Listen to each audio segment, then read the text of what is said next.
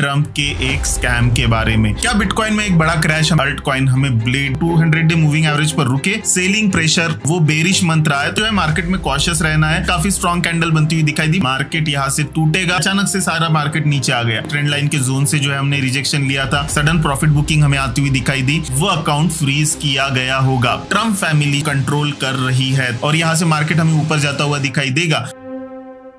Hello इन्वेस्टोग्राफर्स, क्या bitcoin में एक बड़ा क्रैश हमें आता हुआ दिखाई दे सकता है? क्या मार्केट यहां से हमें नीचे जाता हुआ दिखाई दे सकता है? क्या वापस से एक बार अल्ट कॉइन हमें ब्लेड होते हुए देखने को मिल सकते हैं? इन सारी चीजों पर आज की इस वीडियो में हम बात करेंगे। साथ ही साथ बात करेंगे ट्रंप के एक स्कैम के बारे में। क्या ये सच में स्कैम है या फिर ये अपने प्रोजेक्ट को बचाने के लिए ट्रंप ने कुछ कोशिश की है?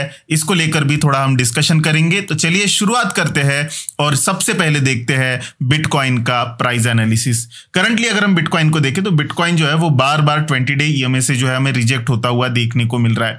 पिछली बार भी अगर हम देखें तो यहां से जो है हमें 20 डे मूविंग एवरेज से रिजेक्शन आता हुआ दिखाई दिया था। उसके बाद यहां पर बाउंस बैक दिया और बाउंस बैक देने के बाद करंटली अगर आप देखो तो वापस से एक बार 20 डे मूविंग एवरेज का यहां पर रिजेक्शन देता हुआ दिखाई दे रहा है। तो चांसेस है कि यहां पर जिस तरह की गिरावट हमें होती हुई देखने को मिली थी, कुछ उसी तरह की गिरावट यहां पर हमें होती हुई वापस से एक बार बिटकॉइन में दिखाई दे।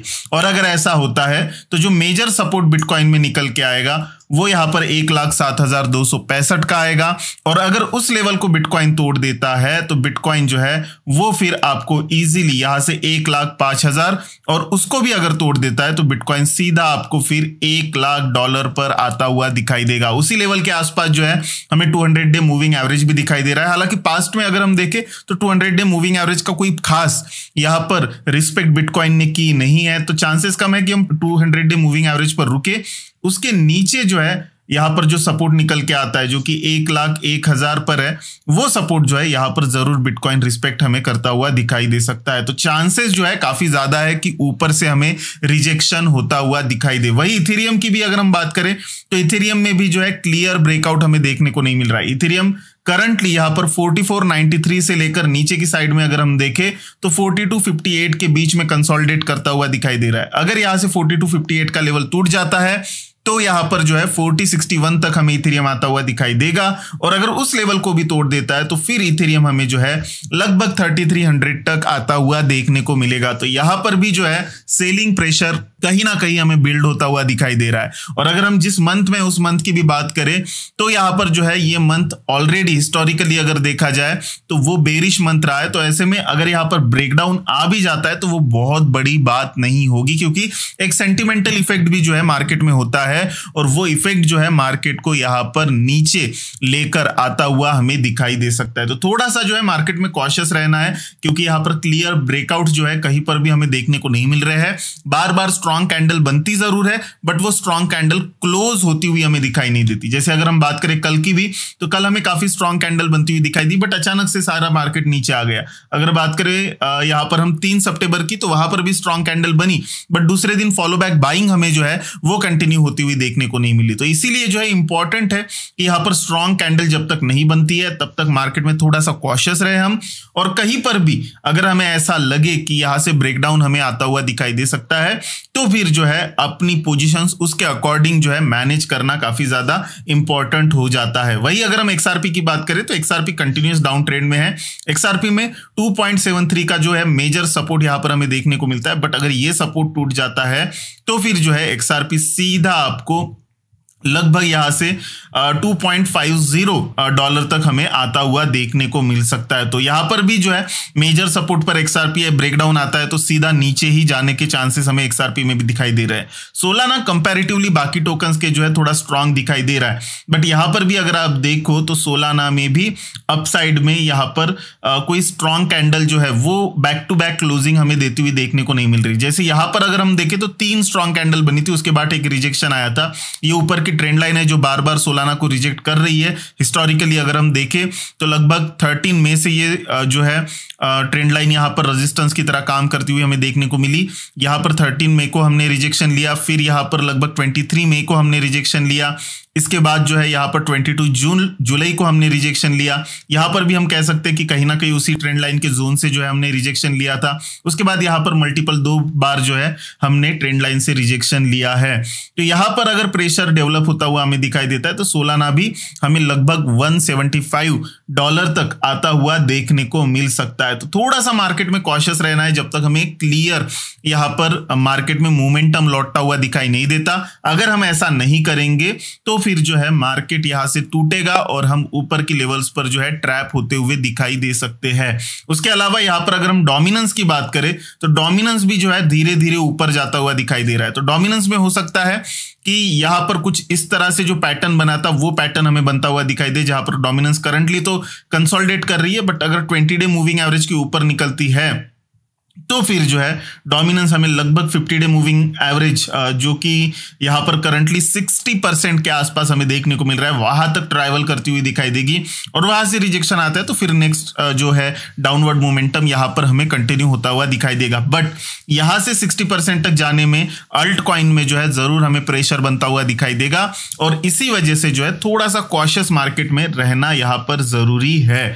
इसके अलावा टोटल की अगर हम बात करें तो टोटल कंपैरेटिवली स्ट्रांग दिखाई दे रहा है। एज सच कोई बड़ा ब्रेकडाउन हमें देखने को नहीं मिल रहा है। हल्का सा डाउनवर्ड मोमेंटम जरूर है, बट अगर मार्केट में यहां से मोमेंटम लौटा तो ये डाउनवर्ड मोमेंटम जो है वो अपवर्ड होने में ज्यादा टाइम हमें लगता हुआ दिखाई नहीं देगा। तो यहां पर जो है उतना बेरिश मुझे सिग्नल दिखाई नहीं दे रहा है। बट हाँ, डोमिनेंस में, बिटकॉइन में, इथेरियम में और बाकी के जो अल्ट कॉइन्स हैं उनमें वो मोमेंटम दिखाई नहीं दे रहा है जिससे हम कॉन्फिडेंटली ये कह पाए कि यहां से मार्केट हमें ऊपर जाता हुआ दिखाई दे सकता है।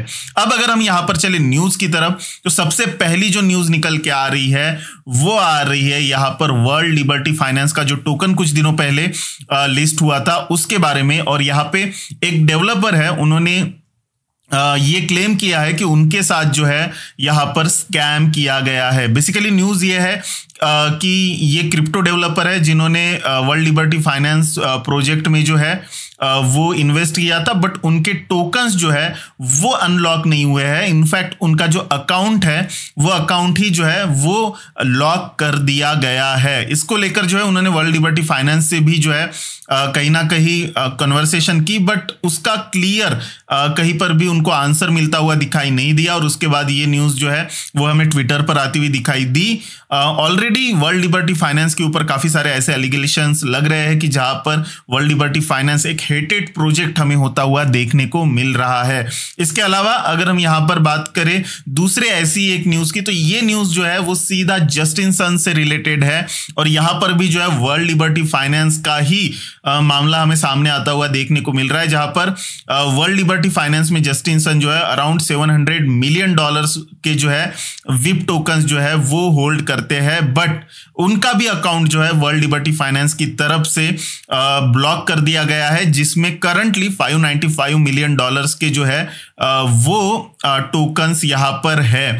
ऐसे में जो है वर्ल्ड लिबर्टी फाइनेंस जहां से सेलिंग आती हुई दिखाई देती है वो अकाउंट जो है वो ब्लॉक करती हुई दिखाई दे रही है। इसके पीछे का रीजन ये भी है कि वर्ल्ड लिबर्टी फाइनेंस लिस्ट तो काफी अच्छा हुआ, बट उसके बाद सडन हमें क्रैश आता हुआ दिखाई दिया, सडन प्रॉफिट बुकिंग हमें आती हुई दिखाई दी और इसी वजह से जो है वो शायद नहीं चाहते कि और ज्यादा हमें बड़ी वेल्स की तरफ से या बड़े जो होल्डर्स है उनकी तरफ से जो है वो सेलिंग आती हुई दिखाई दी। और इसी वजह से यहां पर अगर हम ये बात करें ये जो क्रिप्टो डेवलपर है उनका या फिर जस्टिन सन का जो है वो अकाउंट फ्रीज किया गया होगा। बट इससे कहीं ना कहीं जो एक माहौल बनाया जा रहा था वर्ल्ड लिबर्टी फाइनेंस को लेकर कि ये डिसेंट्रलाइज है, वो चीज जो है कहीं ना कहीं यहाँ पर इफेक्ट हुई है और अब जो लग रहा है कि पूरी तरह से ट्रम्प फैमिली जो है वो इसको कंट्रोल कर रही है। तो इसके ऊपर जो है थोड़ा सा कॉशियस रहना जरूरी है।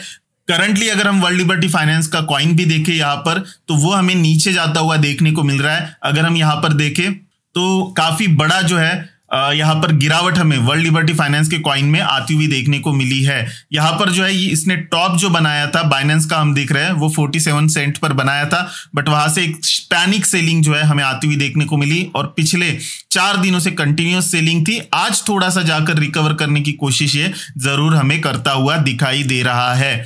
इसके अलावा नेक्स्ट न्यूज की तरफ चले तो ये भी ट्रम्प मीडिया जो कि ट्रम्प का ही ग्रुप है, मीडिया ग्रुप है, उससे रिलेटेड है और इन्होंने CRO टोकन्स को जो है वो बाय किया है। $105 मिलियन के CRO टोकन की डील जो है इनकी Crypto.com के साथ हो चुकी है। तो ट्रंप से रिलेटेड जो है आज काफी ज्यादा न्यूज हमें मार्केट में आती हुई दिखाई दी।